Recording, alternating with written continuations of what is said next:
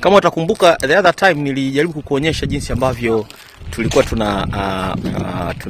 tunafanya ujenzi kwa kumwaga slabu kwa upande huu mwingine. Upande huu hapo unaweza kuona huu. Tulimwaga slabu upande, tukatreat kwa siku 30, tukamaliza. Baada ya kumaliza tukaenda likizo kidogo, kwa sababu unajua mambo ya finance, fedha ikikata unaenda likizo kidogo. This time around tumeanza sasa upande huu wa pili, hii wing ya upande wa kushoto wa jengo letu katika ground floor, sawa? Kwa sasa hivi tunafanya kazi inaitwa formwork.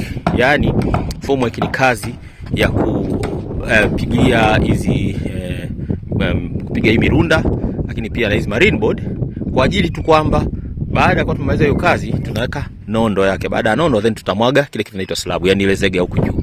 Ya kwa sababu kwenye hatua ya kufanya kitu kinaitwa formwork, ndio kufunga hizo marine board na kila kitu ili iweze kubeba ule mzigo.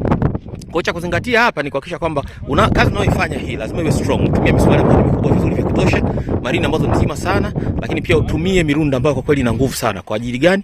Kwa sababu baadaye tutahitaji kuja kubeba mzigo mzito sana wa zege hapa. Kwa hiyo hii ndio hatua ambayo tuko nayo kwa sasa. Na wakati kazi hii inaendelea, unaweza kuona jinsi ambavyo ma expert hawa wanapambana kufanya hii kazi vizuri.